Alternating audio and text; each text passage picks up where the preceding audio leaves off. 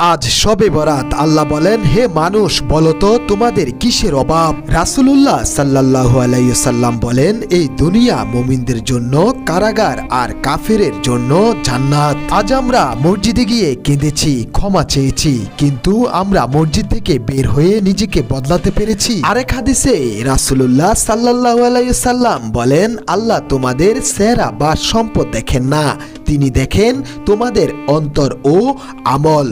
সহি মুসলিম। আজ শবে বরাতের রাত। আজকের রাতে অনেক নাম লেখা হবে, কে ক্ষমা পাবে আর কে খালি হাতে বাড়িতে ফিরবে। হয়তো আজ আমরা এই মসজিদের গেট দিয়ে বের হচ্ছি, হঠাৎ একদিন আপনার আমার জানাজা এই জায়গাটিতে হবে। না না, দেরি করবে না, দ্রুত কবরস্থানে নিয়ে যাবে, ওই নীরব ঘরে রেখে অতি দ্রুত এইভাবে যে যার বাড়িতে চলে যাবে। হে আল্লাহ, সেই দিনের আগে আমাদের অন্তরটা বদলে দাও। ভিডিওটি শেয়ার করে সবাইকে স্মরণ করিয়ে দিন।